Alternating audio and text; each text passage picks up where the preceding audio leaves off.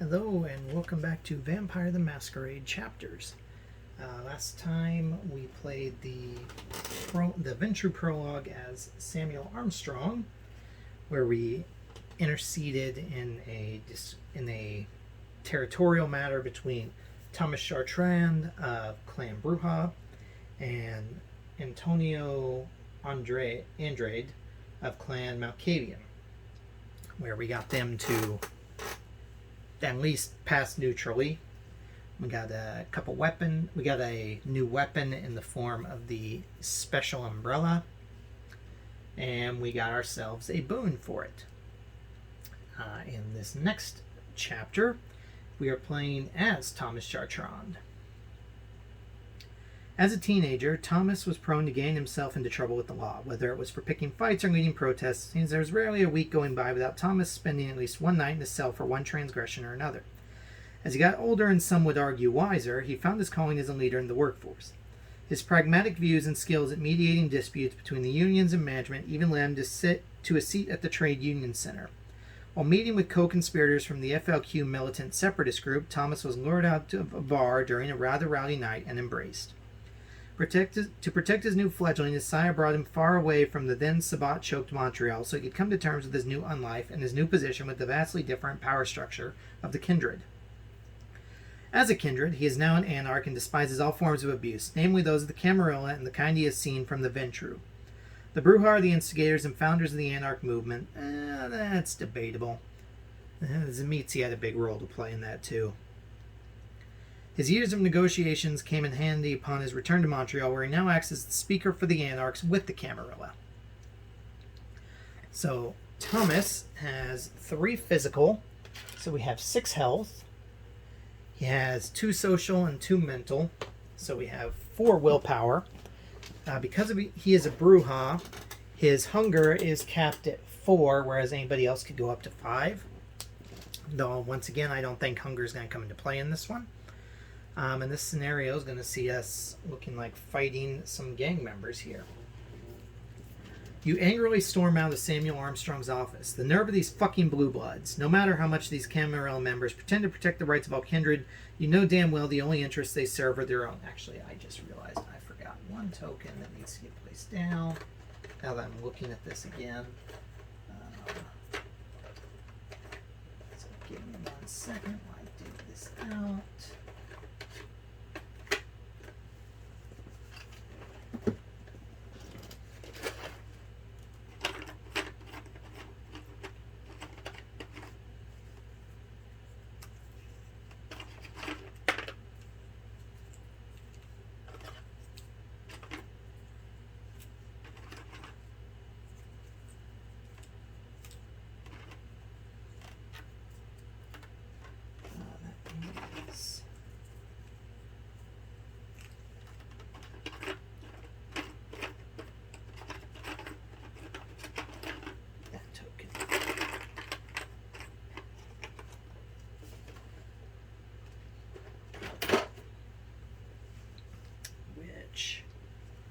Goes there.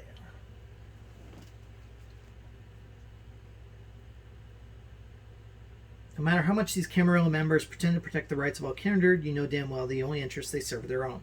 You size or make your way down the streets of Montreal Nord. You pass a couple of cops interrogating a group of young kind. You're no different from them in a way. You still have a fight to defend what you have. There's always somebody higher up the social ladder willing to take it from you. To think you're part of the undead now, and yet nothing's changed. It's almost comical in a fucked up sort of way. Something snaps you out of your philosophical thoughts, however. It's a group of young men, little bastards.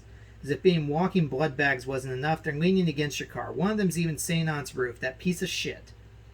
You stomp your way to him and come to a halt not too far, glaring at them in the process. The young men cease their conversation and look at you with mockery and disdain. The hell you want, old man? Get off my damn car, you hiss, teeth clenched. They look at each other only to snicker. This piece of trash is yours, one of them says. The other starts laughing. You clench your fist. I said, get off my fucking car, you little shits, before I make you. You can feel your blood boiling and the beast inside you raging. The one on the roof steps off and lands on his feet. He immediately takes out a switchblade. And what if we don't? Time to show these bastards who's boss. Objective, beat up these lowlives. Read Event 1. Use Thug number 2, Thug Leader 3, and Gang Member 21 state cards. Use the same Mortal Kombat deck for all 3. I need the Mortal Kombat deck, which I forgot to grab. Luckily,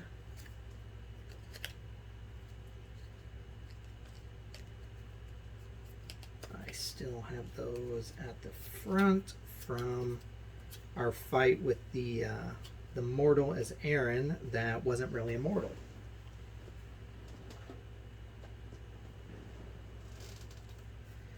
Okay, so strongly recommended that new players first complete the Gangrel and Venture prologues before attempting the Brujah prologue. This prologue contains advanced gameplay mechanics and narrative elements which require previous knowledge of combat gameplay.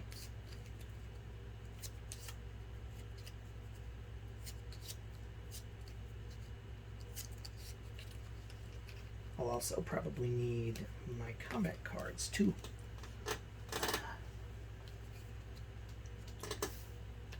So these guys use all 3. They all use the same decks, and I believe, as per the rules, you're allowed to carry 3 different item cards at a time. So you know what? Screw it. We're going to carry both our weapons. They both add the same thing, but can't have to have. Let me grab real quick my combat cards.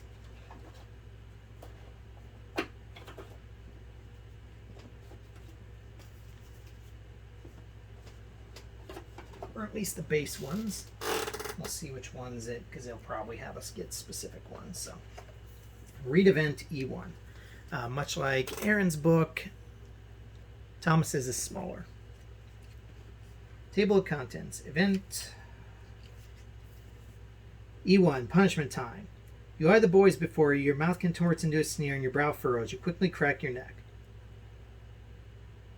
We can run to the sewer lid and use it as a weapon, or we can pick the first little fucker you can and end him.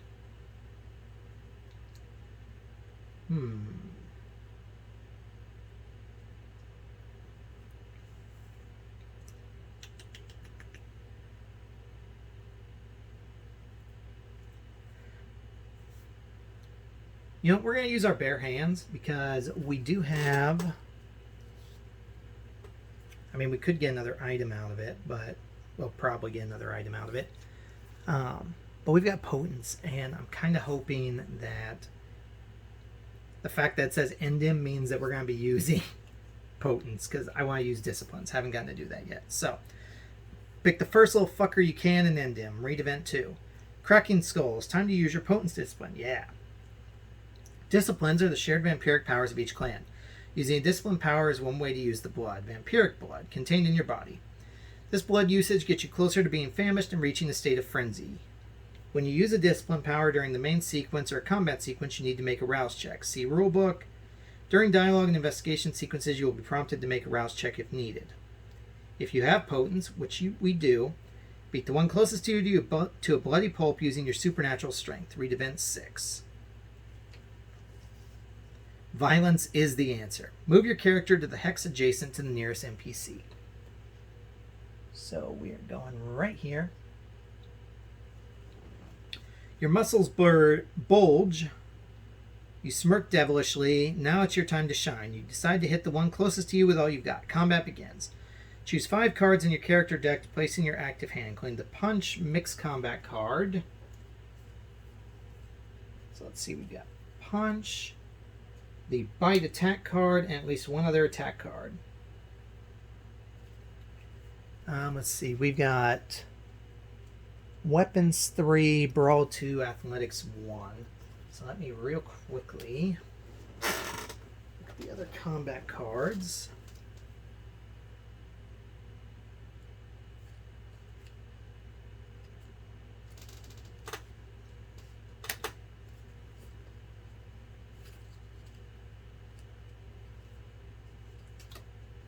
So we're also going to get High Kick, Hook, Pierce, Straight Shot,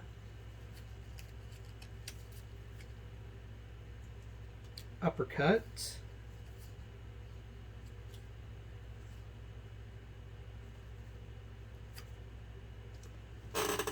We do not have Athletics 2, so we don't get Dodge.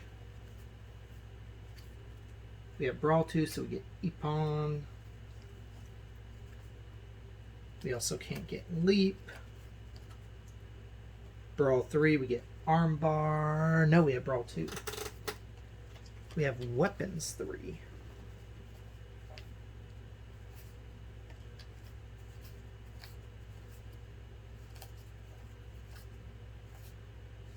So we get Snipe.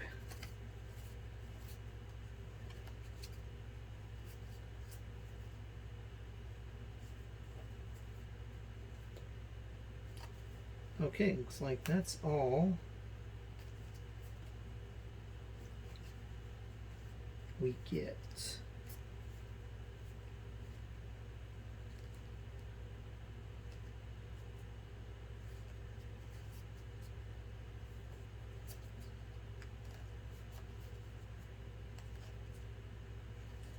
Okay. So the book says we have to have Punch and Bite, and then we get our choices out of all these other cards for 3 more. So let's see here. We've got weapons, but we're not really planning to use them.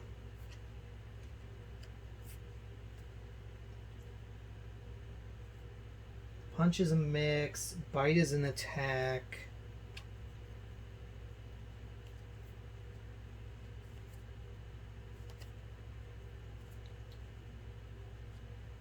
Let's go with Hook, which is a mix.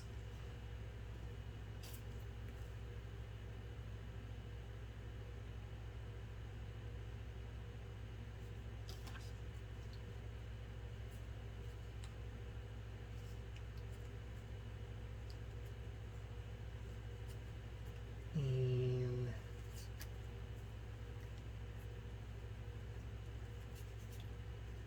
go for Slash.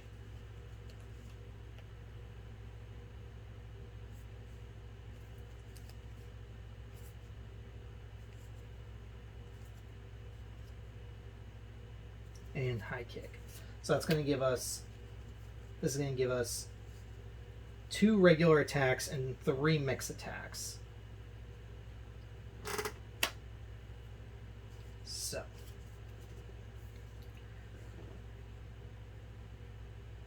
least one other combat card. Play this other attack combat card for this round. So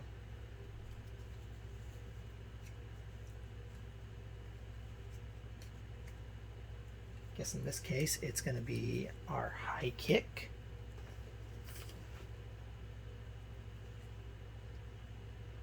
It's your turn. Place the Potence level 1 Prowess Discipline card face up on your character board. This card is now active.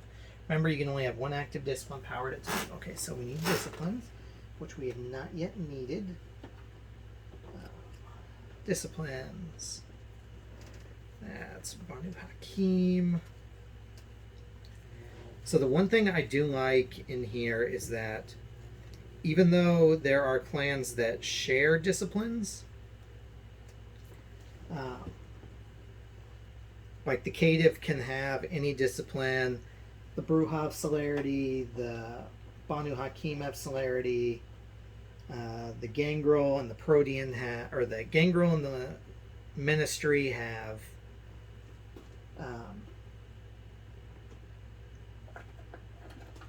Protean.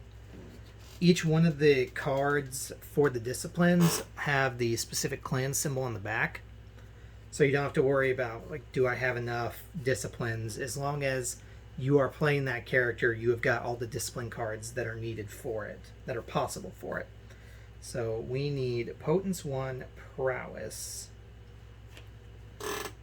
So we've got that.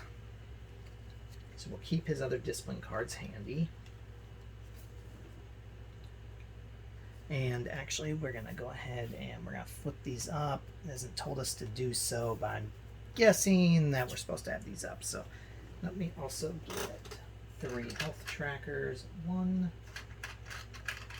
2, 3. So our Thug which is this guy here, has initiative of 1. He has 1 attack and he has no resistance. So he's also number 1, so he is down here. Our thug leader, which is the guy that we are attacking,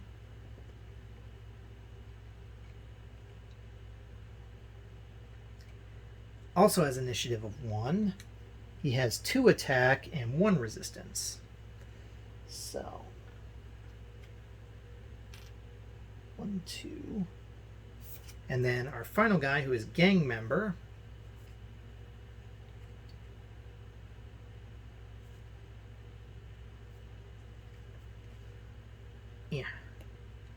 has 1 initiative, 1 attack, and 1 resistance. So he's a little better than the thug, but not as good as the thug leader. They all look like have 4 HP. So they're all going to go on the same turn. We have an initiative of 3, so we get to go way before them.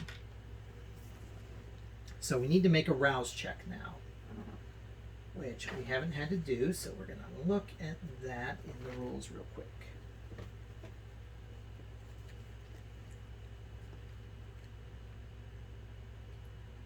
Page 35 of the rule book.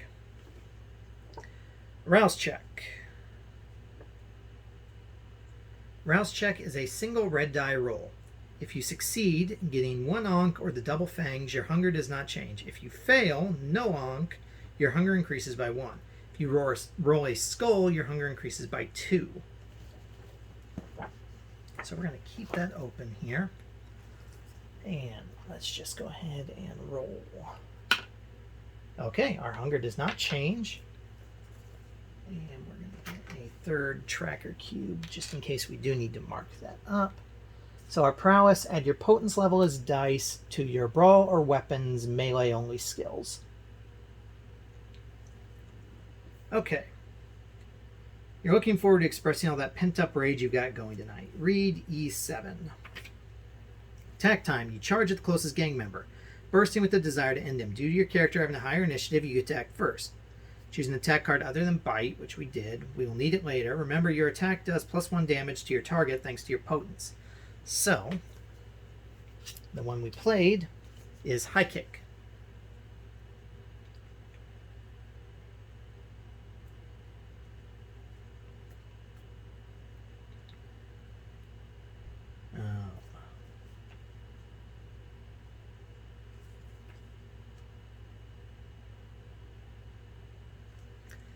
And I need to draw cards for them.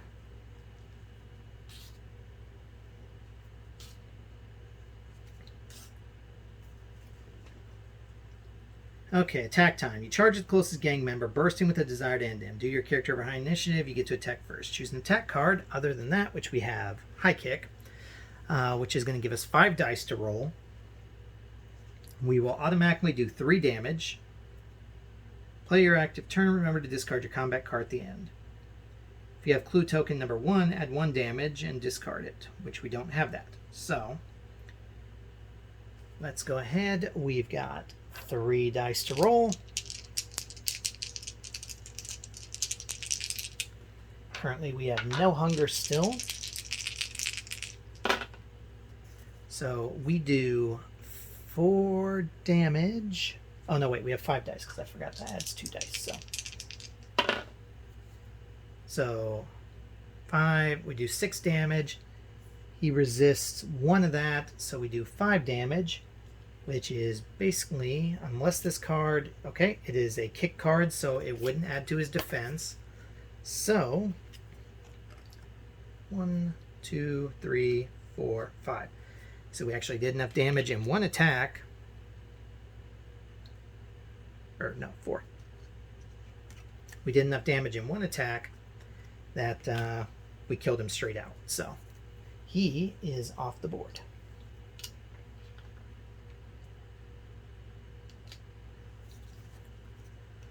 His card doesn't matter.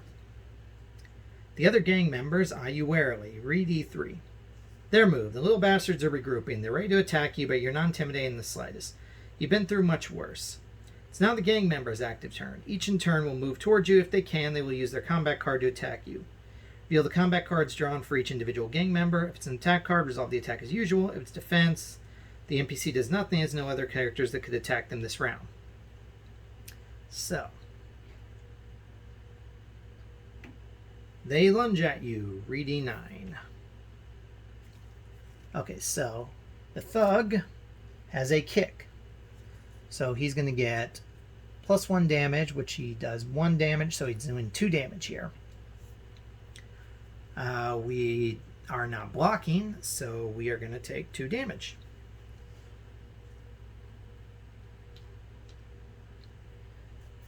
He is going to step over his now dead boss, and he is going to guard. So he gets +1 resistance, which isn't going to do anything for him because I can't attack him.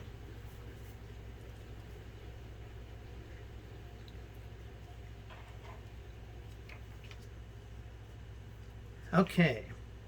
First round of combat is over. A new round begins and it's your turn to act. If you stay where you are, these fuckers will beat you up. No, they won't. Okay, so discard these. Use your celerity, level 1, power, fleetness.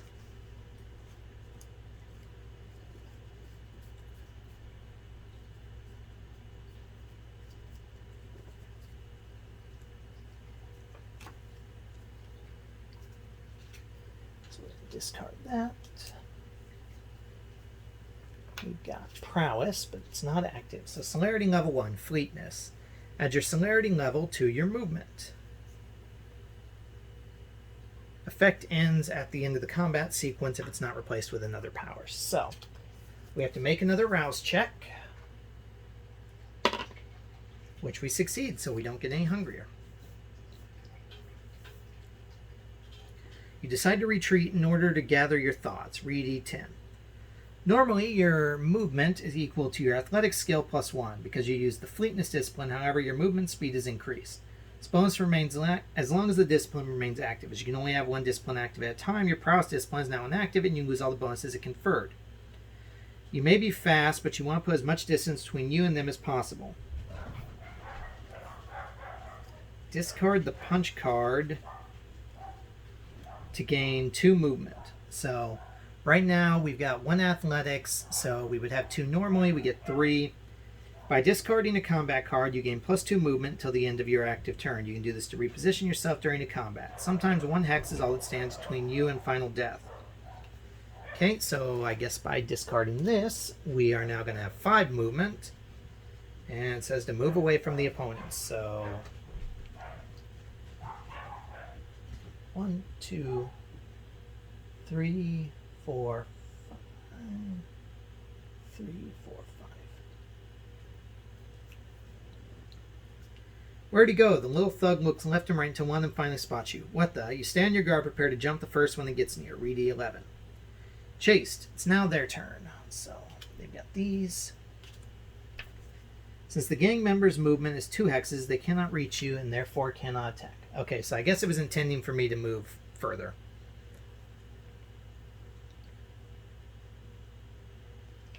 So, hang on, we're going to retroactively change that. So we're here.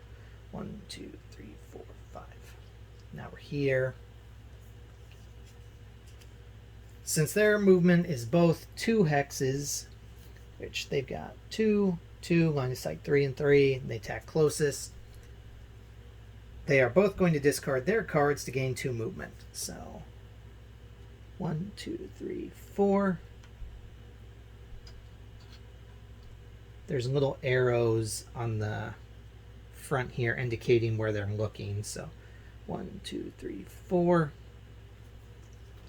It's like they followed you. Read E12. Strategize. It's your turn. It's your move. This turn, try biting your opponent. If you're injured, use the blood to mend your wounds.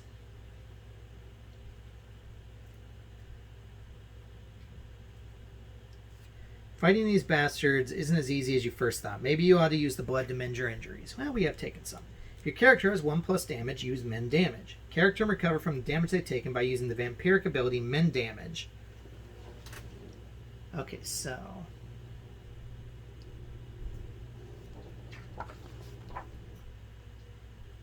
mend damage. Mend up to 2 points of damage on your damage tracker by making a rouse check.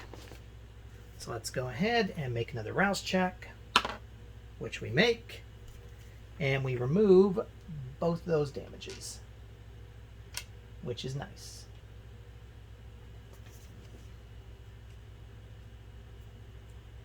You grit your teeth. No way you're leaving without putting these little shitheads in their place. Play the bite attack card.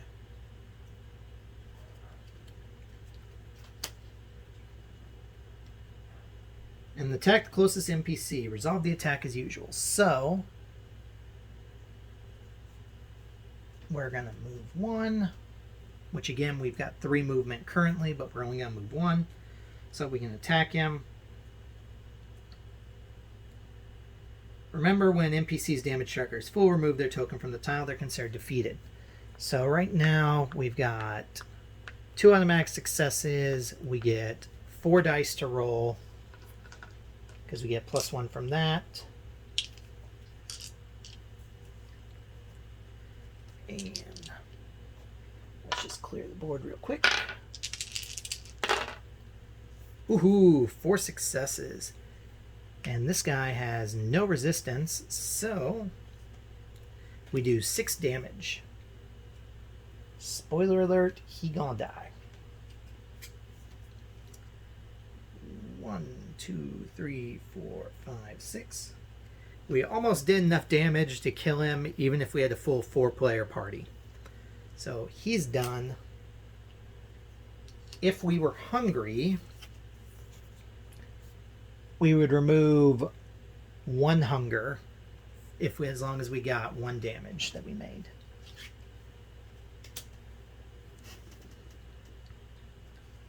Anger begins to consume you as the battle grows in intensity. Read E13. Finish the fight. Play the NPC's turn, then end the round and begin another. It's up to you now. Finish the battle using the combat cards and disciplines as you see fit.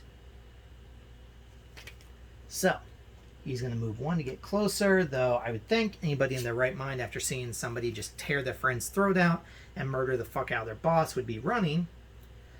Okay, he got the special card, Switchblade Slash. Fast and Vicious Cut, which does +1 attack, so +1 damage, so he does 2 damage. Whoop-de-doo, buddy. So now, what the other guy had? The other guy also had special. So it's the end of the turn.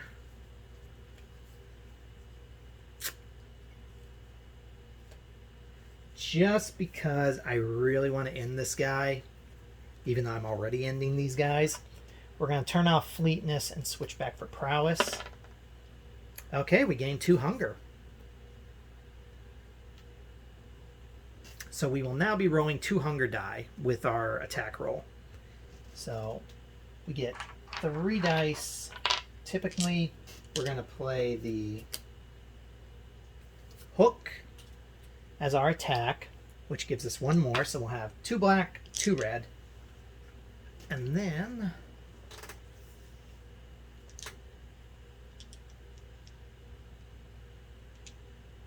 when we are making a skill check with our hunger dice involved, as we are now, the only thing that matters is if you get a skull symbol. If you have more skulls than you do successes, then you have to make a rouse check. So, we are going to hook this guy, and we've got Prowess active, so that's going to give us 1 extra dice. Actually, we'll have 5 dice. So we get 2 successes to begin with. We've got 5 dice to work with. And we got 3 successes. Yeah, we're going to spend a willpower because we can to re-roll these 2. You can't re-roll the hunger dice.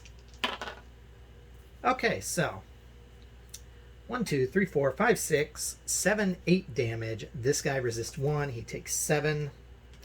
He's done. 1, 2, 3, 4, 5, 6, 7. We did enough damage to kill this guy if we were in a 4-player party. If you win, read E14. If you lose, you have failed this chapter and have to start over from the beginning. E14, bittersweet victory. With a loud exclamation, you punch the gang leader and knock him out in one blow. No, that dude was dead in the first round. End of prologue. You can read the conclusion on the back of the narrative page.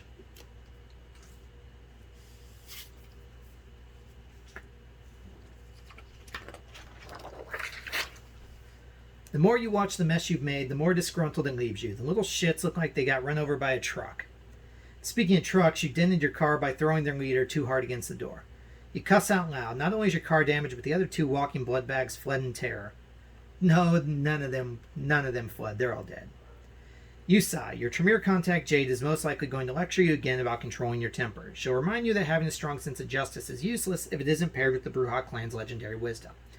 You groan. Regardless of Jade's lecturing, this is definitely an issue. Thankfully, she knows someone who manages to fix the mess you made. You don't like that you owe her, though.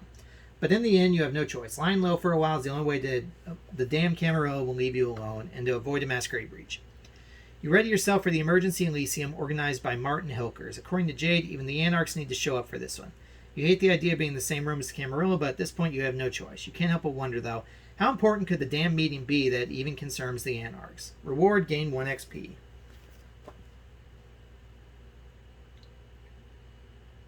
Okay. Well, that was an exciting battle. We actually took, well, I guess we took some damage as Aaron, but we got to use disciplines for the first time. We murdered the fuck out of these guys. We got to see how hunger works. Got a little bit more advanced combat involved.